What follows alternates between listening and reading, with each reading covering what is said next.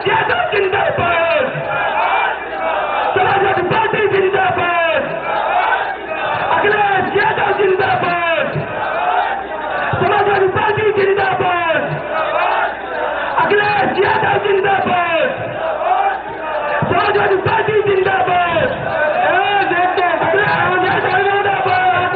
आराम से अखिलेश यादव जिंदाबाद, आराम से बिल्कुल एक दूसरे में हाथ जिंदाबाद, एक दूसरे का हाथ डालो, अखिलेश यादव जिंदाबाद, समाजवादी पार्टी जिंदाबाद, अखिलेश यादव जिंदाबाद, समाजवादी पार्टी जिंदाबाद, अखिलेश यादव जिंदाबाद, समाजवादी पार्टी जिंदाबाद।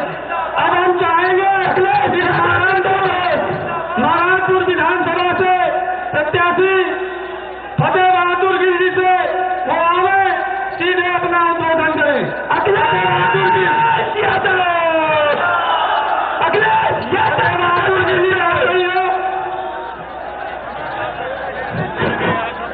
सब लोग आराम, सभी लोग मीडिया के अलावा सभी लोग ये सीट खाली कर दें। मीडिया के लोगों के सामने तो सब लोग हट जाए। सभी लोग शांति बना के रखें। आदरणीय राष्ट्रीय अध्यक्ष हमारे माननीय अखिलेश यादव जी मंच पर विराजमान है।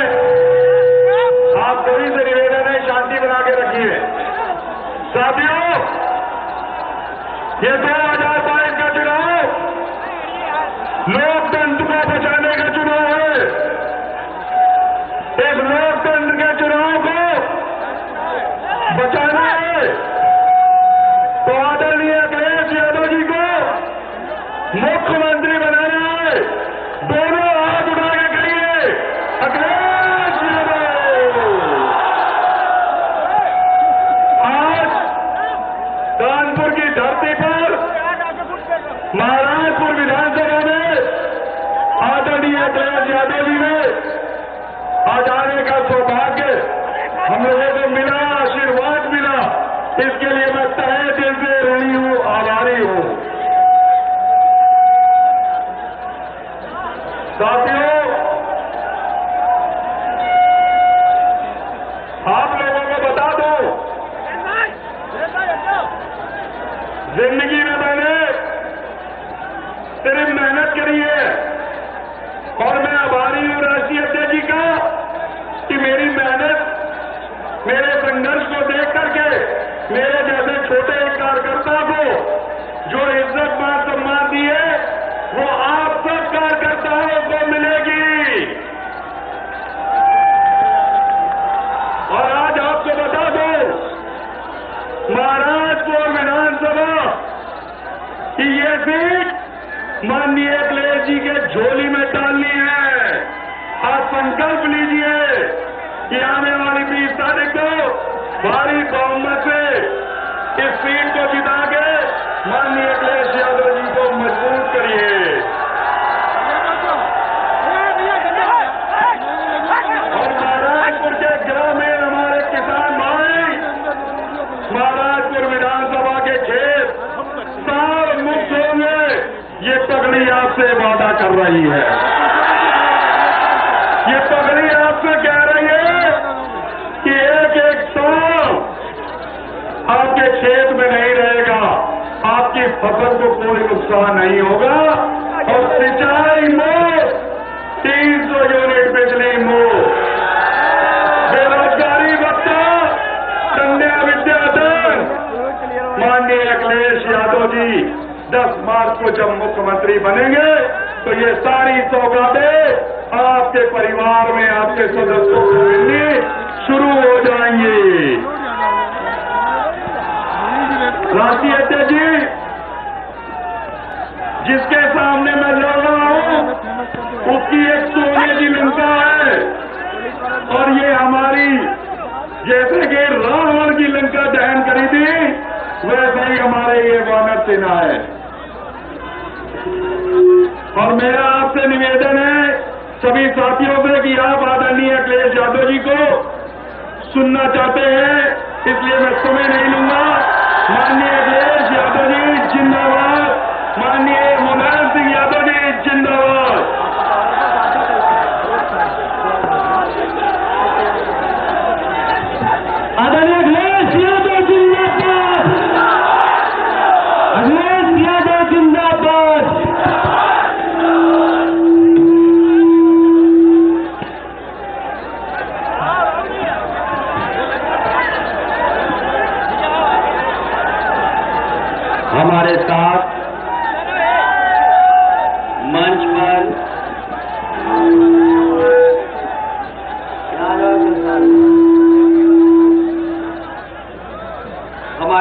मंच पर उपस्थित पूर्व विधायक जगराम जी, पार्टी के जिलाध्यक्ष राघवेंद्र सिंह जी, महासचिव जितेंद्र कटियार, मंच पर उपस्थित समाजवादी पार्टी के महाराजपुर विधानसभा के प्रत्याशी फतेह बहादुर गिल जी, बिट्ठूर दूसरी विधानसभा के प्रत्याशी पूर्व विधायक मुनीर शुक्ला जी, समाजवादी पार्टी की बिल्हौर से प्रत्याशी रचना सिंह जी, घाटमपुर के प्रत्याशी विधायक भगवती प्रसाद जी, मंच पर उपस्थित श्रीमती विजय लक्ष्मी उत्तम, कमलेश सिंह जी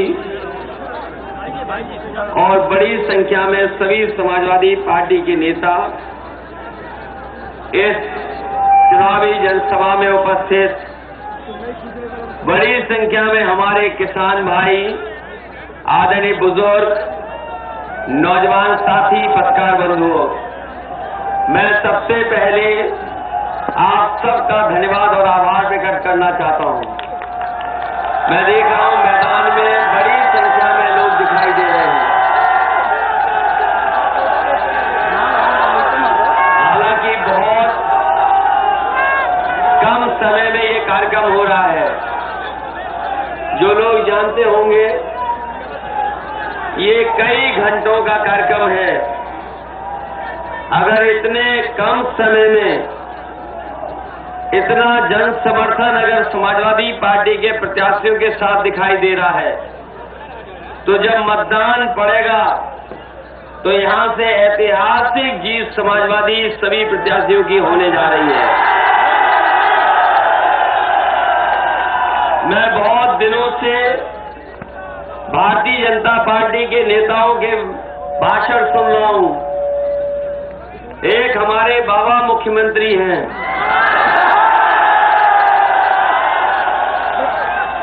जो गर्मी निकालने की बात कह रहे थे,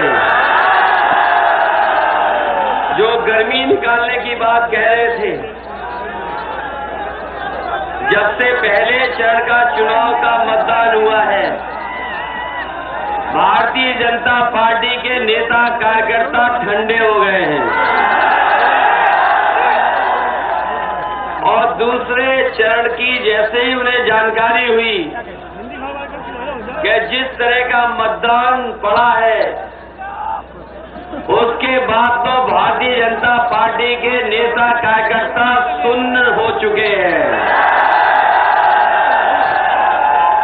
और जब तीसरे चरण में वोट पड़ेगा तो भारतीय जनता पार्टी जीरो हो जाएगी, शून्य हो जाएगी, शून्य। आपको याद है कि इनके लोगों ने बहुत बड़े बड़े वादे किए,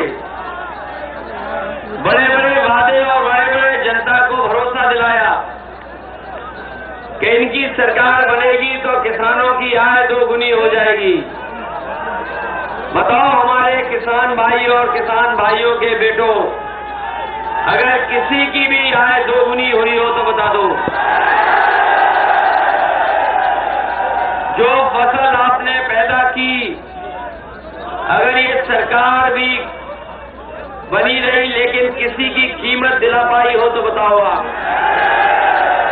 और हमारे किसानों को रात रात जग करके अपनी खेती बचानी पड़ रही है, अपने खेत बचाने पड़ रहे हैं। बताओ जानवर से आपको अपनी खेती बचानी पड़ रही कि नहीं बचानी पड़ रही? और जो गौशालाएं बनाई थी हजारों करोड़ की, उसका बजट कहां चला गया पता नहीं, लेकिन हमारे बाबा मुख्यमंत्री जी का सबसे प्रिय एक जानवर है, उसने तो न जाने कितनों की जान ले ली है। बताओ जान ले ली कि नहीं ले ली? बहुतों की जान गई उसी से। एक्सीडेंट हुए और खेती बर्बाद कर दी। यहाँ हमारे किसान भाई होंगे, बताओ खाद लेने गए होंगे तो खाद मिल गई क्या? न डीएपी मिली। और जब घर आकर के बोरी देखी होगी तो चोरी हो गई कि नहीं हो गई बोरी में से। इधर मैं देख रहा हूं उत्तर प्रदेश में भारतीय जनता पार्टी के सब नेता हमें दिखाई दे रहे हैं। कल आपके कानपुर में भी थे नेता, बुंदेलखंड में भी नेता थे, पहले भी आके जा चुके हैं। बाराबंकी में भी नेता थे, हमने उनके भाषण सुने हैं और आपने भी सुने होंगे। अगर उनका कोई छोटा नेता है तो छोटा झूठ बोल रहा है, बड़ा नेता है तो बड़ा झूठ बोल रहा है, और सबसे बड़ा नेता है वो सबसे बड़ा झूठ बोल रहा है। बताओ ये झूठों की पार्टी है कि नहीं है? इन्होंने चुनाव आते ही चुनाव प्रचार शुरू कर दिया था और चुनाव आयोग ने कहा कि आप डोर टू डोर कैंपेन कर सकते हैं, डोर टू डोर चुनाव प्रचार कर सकते हैं। और जब डोर टू डोर चुनाव प्रचार शुरू हुआ तो इनके नेता बताओ थूक लगा करके पर्चे बांट रहे थे कि नहीं बांट रहे थे? और अब इनका डोर टू डोर कैंपेन बंद हो गया है, क्योंकि जब से जिसके घर में गए ये पर्चा बांटने, उन्होंने लाल सिलेंडर ने दिखा दिया कि देखो ये खाली पड़ा हुआ है। पहले तो खाली सिलेंडर दिए थे, पहले भरा हुआ भी दे दिया था, लेकिन अब इतना महंगा कर दिया है कि कोई गरीब अपना सिलेंडर नहीं भरवा सकता। ये बीजेपी के लोगों ने कहा था कि हवाई चप्पल वाले हवाई जहाज में चलेंगे। ये याद है कि नहीं याद है? और जब से ये सरकार में आए हैं, डीजल पेट्रोल इतना महंगा कर दिया है कि किसी की गाड़ी नहीं चल पा रही। गरीब की जेब काट करके, जेब से पैसा निकाल करके इन्होंने अमीरों की तिजोरी भरवाने का काम किया है। और हमारे नौजवानों की तो मोटरसाइकिल नहीं चल पा रही है। इसीलिए समाजवादी पार्टी ने तय किया है, सरकार बनने पर हर महीने 1 लीटर पेट्रोल फ्री दिया जाएगा। 6 किलो सीएनजी ऑटो के लिए फ्री दी जाएगी। बताओ महंगाई दोगुनी हो गई कि नहीं हो गई?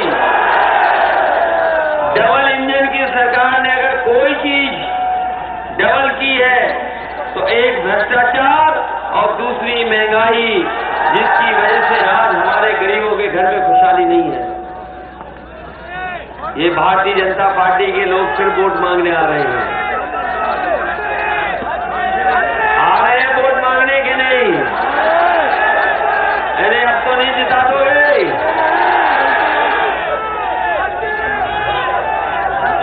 अब तो नहीं वोट दे देगा कोई ने। ये समझाना पड़ेगा जाकर के। और जब से समाजवादियों ने कहा है कि 300 यूनिट फ्री बिजली होगी, तब से बीजेपी को करंट लग गया है। और न केवल 300 यूनिट फ्री बिजली होगी, इसके साथ साथ हमारे किसानों की सिंचाई की बिजली भी माफ होगी, एक भी पैसा नहीं देना पड़ेगा। मैंने इनका भाषण सुना है। पत्रकार साथी जानते होंगे कि ये कह रहे थे कि बिजली कहां से लेकर के आओगे। मैं उन्हें बताना चाहता हूं कि चले जाइए इधर घाटमपुर में, नेवेली लिग्नाइट का, भगवती जी आपके क्षेत्र में होगा, बहुत बड़ा बिजली का कारखाना लग रहा है। बताओ लग रहा है कि नहीं लग रहा है? और जो लोग पनकी के पास रहते होंगे, वहां भी एक बिजली का कारखाना लग रहा है।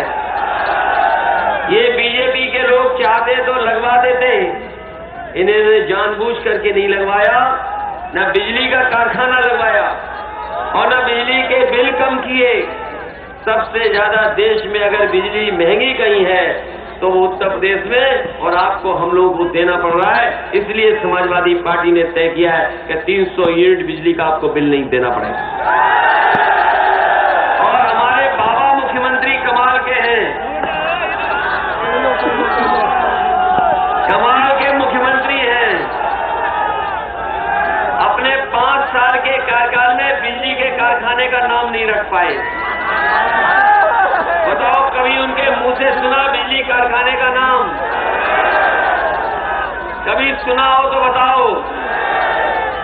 ये जो बिजली का कारखाना लग रहा है, ये है 3x660 super critical thermal plant. बताओ, बाबा जी के मुंह से कभी सुना आपने? जो नाम नहीं ले पाएंगे वो बिजली कैसे देंगे आप? और इधर बहुत उन्होंने लखनऊ में स्टेडियम में लैपटॉप बांटा। किसी नौजवान को लैपटॉप मिल गया? इन्होंने टैबलेट बांटी, किसी को टैबलेट मिली? और स्मार्टफोन भी बांटा, किसी को मिला स्मार्टफोन?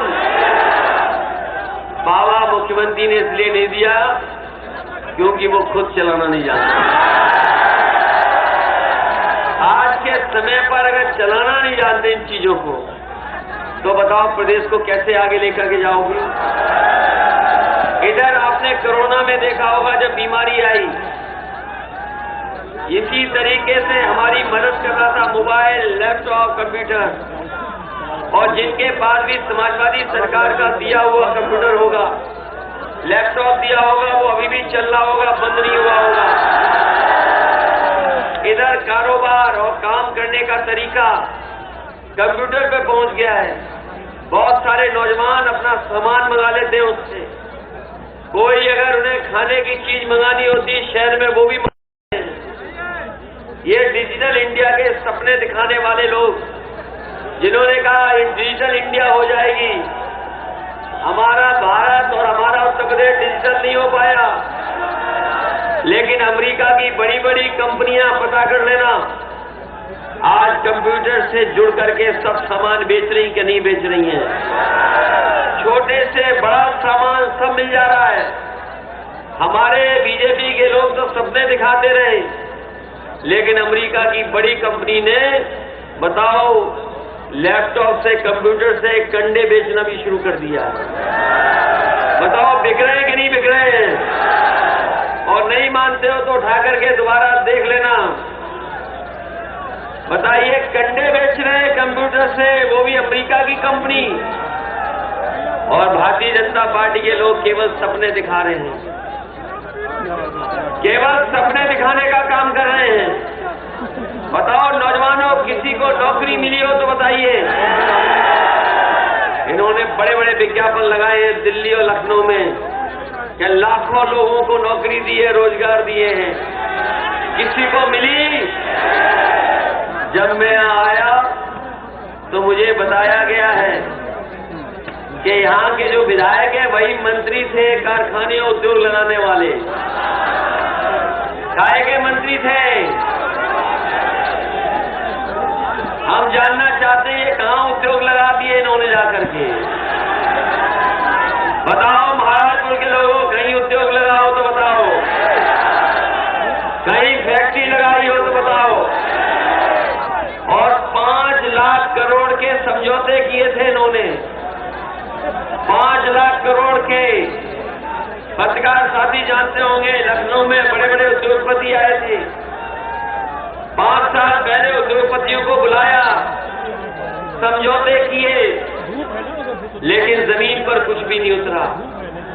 क्योंकि जब तक ठोको नीति चलेगी तब तक कोई उद्योगपति उत्तर प्रदेश में आकर के कारोबार नहीं करेगा। बताएं, यहाँ के मंत्री जो हैं, इन्होंने कितने कारखाने उद्योग लगाए हैं,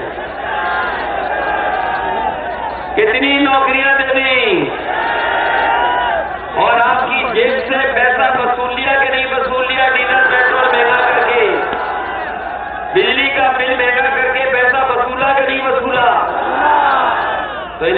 तो नहीं दे दोगे दोबारा? इस बार इन्हें हराओगे, एक बार गोली मार देंगे। लेकिन 25,000 इनामी को वोट मांगने के लिए खुली आजादी है। ये तमंचेबाजी वाली सरकार का है। और जो तमंचेबाजी वाली सरकार है, ये क्यों हम लोगों को माफिया बोल रही है, क्यों बोलती है, क्यों बोलती है? कभी सोचा आपने वो आपको हमको क्यों बोलते इस तरह की भाषा इसलिए इस्तेमाल करते हैं क्योंकि सुबह उठ करके शीशे में जिसको देखते हैं उसी के बारे में वो दिन भर चर्चा करते हैं। हमारे बाबा मुख्यमंत्री सुबह शीशे में जिसकी सुबह उठ करके जिसकी शक्ल देखते हैं उसी के बारे में दिन भर चर्चा करते हैं। इसीलिए उन्हें तमंचावादी याद आ रहा है। हमने तो कहीं हमारे पास कोई तमंचावादी नहीं है। और पता कर लेना सबसे बड़े तमंचावादी कौन है। इसलिए हम आपसे विशेष निवेदन करने आए हैं। ये समाजवादी पार्टी का घोषणा पत्र है। ये हमारा तमाम सुविधाएं देने का पत्र है। ये जनता के लिए क्या क्या काम करेंगे वो बातें हैं हमारी। इसलिए हम आपसे विशेष निवेदन करने आए हैं। चुनाव तीसरे चरण का है। पार्टी पहले दूसरे चरण में अच्छा जीत करके आई है।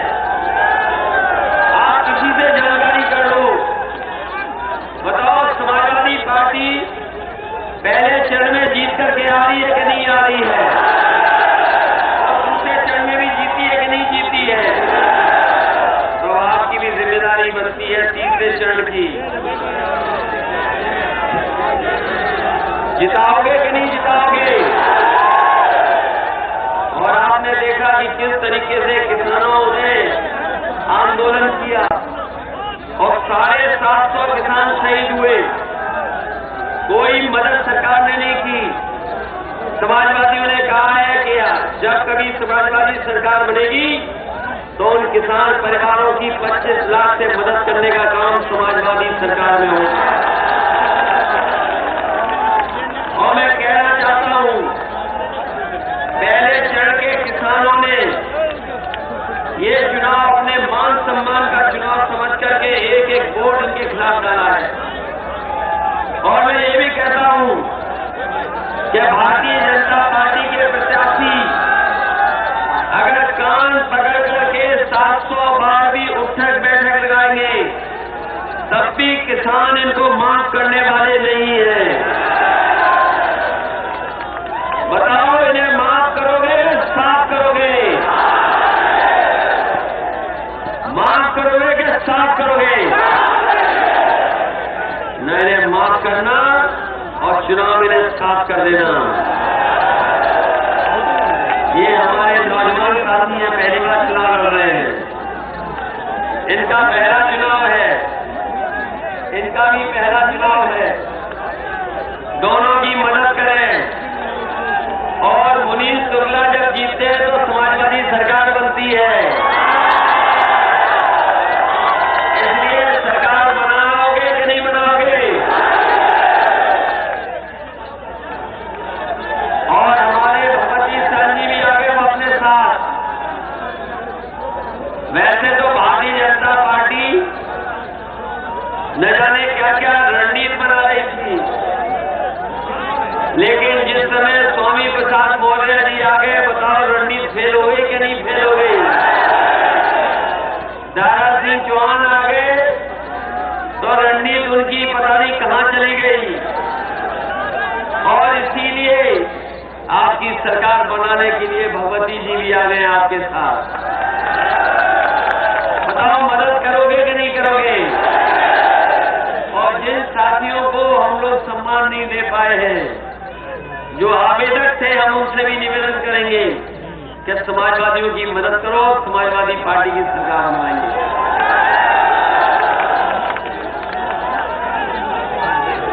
इसलिए इस मौके पर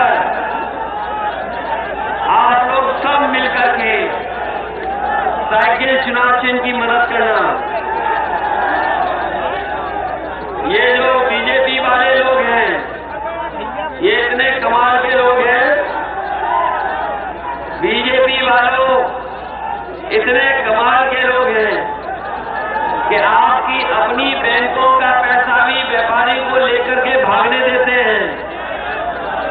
बताओ, 28 बैंकों का पैसा लेकर के एक व्यापारी भारत छोड़ करके भाग गया कि नहीं भाग गया?